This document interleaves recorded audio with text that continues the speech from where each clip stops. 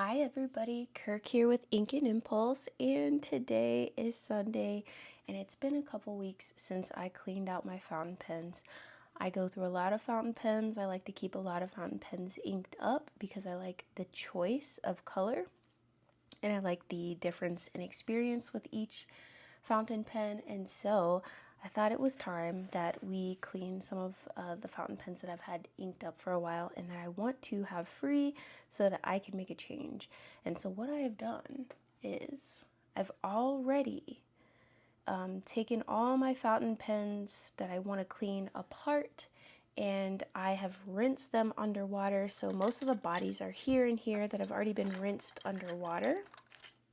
And so yes, there's a lot of fountain pens here, but I kind of want to tell you or show you what I've got going on in here.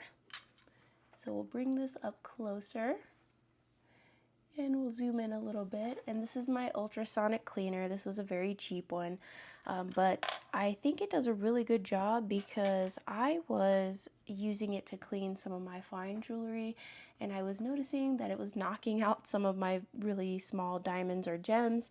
And so yeah, it definitely gets in there. And so this is actually the first time I'm going to use this for my fountain pens. But what I've done in this compartment here is I have taken off all the nib section, or all the feeds and the nibs that I can, and some of the parts that I think might be a little bit stained. And I'm not going to do anything special with the solution that I have in here. This is just distilled water, and I rinse it out with regular water, but having this distilled water in there right at the end, I think just is a little bit nice because I'm then going to have it lay and dry out, except for maybe a couple of the ones that I want to use right away. But when I was cleaning these pens under the sink and doing the whole like converter up and down, everything ran clear when I put it in here.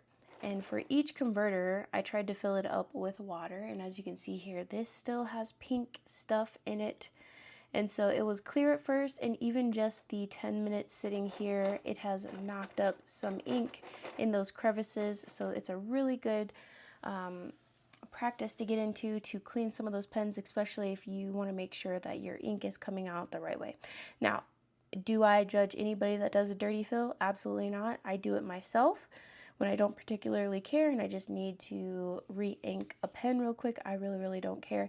But sometimes it's just really nice to have a nice squeaky clean pen. So what I've done is filled this with a little bit like a little warmed distilled water. I don't want it to be hot. I don't want to do a lot of re-greasing when I'm putting these pens back together. So I don't want the grease to be kind of melted off, so to speak. So it's just like bath hot water, and we're going to turn it on. So for the rest of this video, I am going to be like drying off and letting all my pen sections dry, and I will show you how I actually like go in there and dry them. And then with some of my TWSBI ECOs, I'll show you guys the trick to getting this section off, because this was bothering me so long with the crystal demonstrator TWSBI ECOs, because ink would come out of the nib and then get mixed up in between the plastic and the the section here that would kind of help the nib from drying out, and I was so irritated with it, and I finally found a method, so I will show you that method as well. So let's just go ahead. Feel free to keep my video on mute. I am going to put some light little tunes in the background, and so just enjoy the visuals. Clean your pens while I'm cleaning my pens, and let's get into it.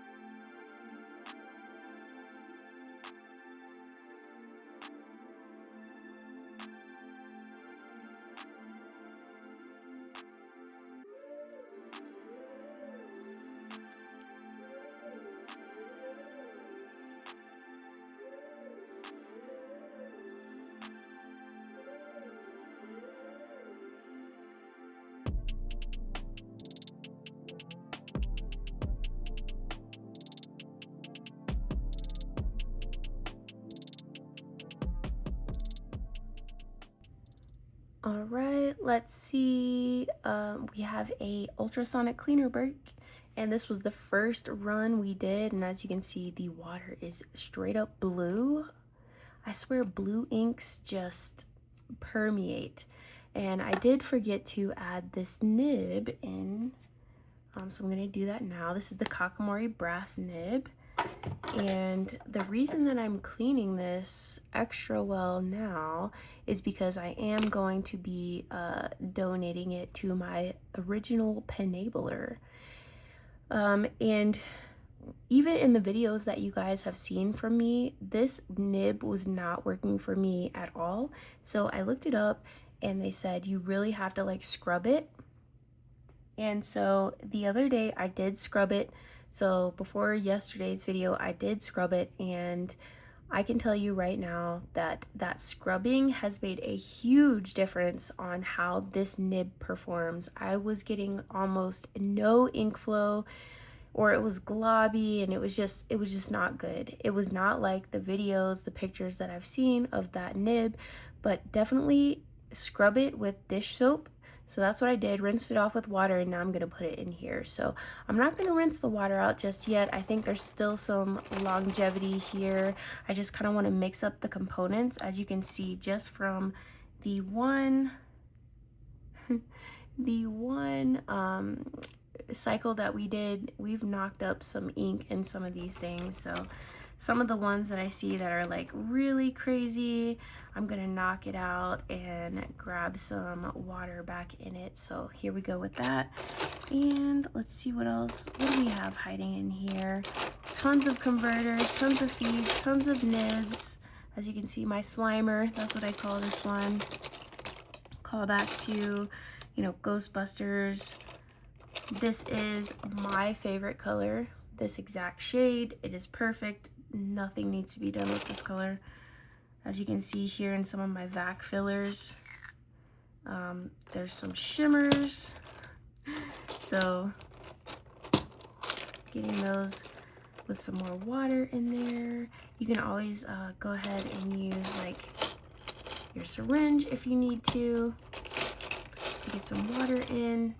Like this one obviously I think had a Birmingham pen company ink in there because they are known to have that like really crazy glow for some of their inks, like a lot of their inks. Look at this one. This one had Onion Flower Twinkle from Birmingham Pen Company. And I rinsed that one out. Let's get a new fill. This one has shimmers in it. This was another blue ink, but as you can see, there's definitely some shimmers left in there. So I want to knock those guys loose. You can see them in there. It's kind of crazy. And I can't get like a Q-tip in there, as you saw from some of my other cleaning methods. So we're probably gonna run these like a good amount of cycles. This is like the best part. I'm gonna put this one underneath near the bottom because it did have shimmer. Some of these didn't have shimmer, they just had some very sticky inks. And again, they weren't in there so long to where they would dry or anything, but I did not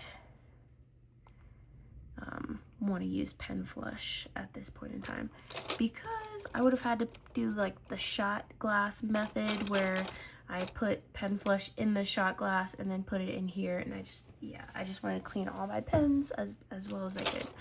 So let's see, we'll add a little bit. We'll take it to the limit. All right, so here we go.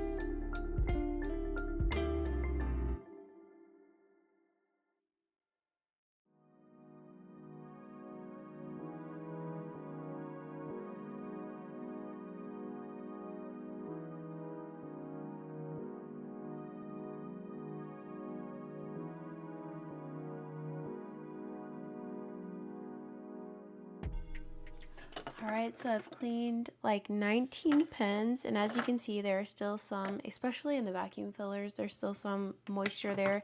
So I will definitely leave those open and let them dry before I actually store them.